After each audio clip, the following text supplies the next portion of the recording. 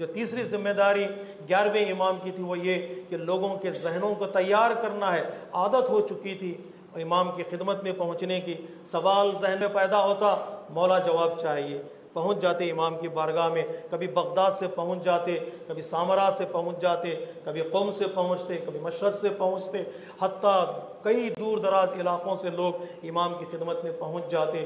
عادت ہو چکی تھی کہ امام سے ملاقات کریں۔ اب ذہنوں کو تیار کرنا تھا کہ ایک عظیم ذمہ داری کی طرف لوگوں کو پریپیئر کرنا تھا تاکہ لوگ تیار ہوں امام کی غیبت میں کس طرح زندگی گزارے، امام کے اکلٹیشن میں کس طرح ہماری لائف ہو سکے۔ 9ویں امام نے، 10ویں امام نے، 11ویں امام نے وکالت کا سسٹم، وکالت کا نظام بنایا تاکہ علماء سے لوگ مراجعہ کریں، اسکالرز کی طرف لوگ جائیں اور جانے کے بعد ان سے سوال کریں۔ امام نے بتایا فلاں میرا صحابی سے سوال کر لو، اگر ذہن میں کوشچن آئے تو فلاں میرے شاگرد سے سوال کر لینا، تاکہ لوگوں کے ذہن میں مال کے اعتبار سے، علم کے اعتبار سے، سسٹم کے اعتبار سے لوگ تیار ہو جائیں، امام کے غیبت میں لوگ ان کی اطاعت کر سکیں۔ اس لیے کہا گیا ہے حدیث مشہور آخری امام کی، اما الحوادث الواقعہ فرجعوا فیہا الی روات حدیثنا، اگر کوئی مشکل پیش آ جائے، کوئی پریشانی پیش آئے، علماء کی طرف جاؤ، ہدایت حاصل کرو، تمہیں ہدایت مل جائے گی۔ فَإِنَّهُمْ حُجَّتِي عَلَيْكُمْ وَأَنَا حُجَّةُ اللَّهِ۔ ایک سسٹم ہے ولایت کا، ایک نظام ہے ولایت کا، وہ علماء تم پر حجت ہیں، میں علماء پر حجت ہوں، اور اللہ مجھ پر حجت ہے۔ یہ جو ورٹیکل نظام ہے ولایت کا، اس کو سمجھنا بہت ضروری ہے۔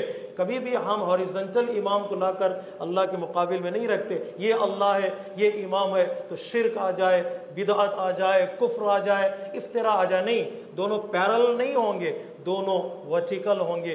عالم ہوگا مرجع تقلید، مرجع تقلید کے بعد امام، امام کے اوپر رسول، رسول کے اوپر اللہ ہے۔ اگر اللہ نہ ہو، رسول نہ ہو، رسول نہ ہو، امام نہ ہو، امام نہ ہو، عالم کون اور عالم کون ہے؟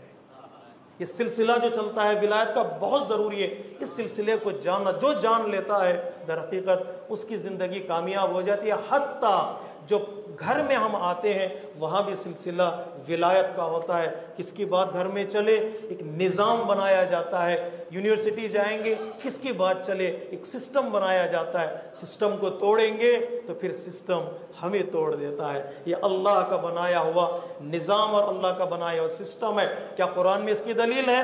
قرآن مجید کی آیت میں پڑھ دیتا ہوں، یا ایھا الذین آمنوا اطیعوا اللہ واطیعوا الرسول واولی الامر منکم، اللہ کی اطاعت، اس کے بعد رسول کی اطاعت، اس کے بعد اولی الامر کی اطاعت ہے۔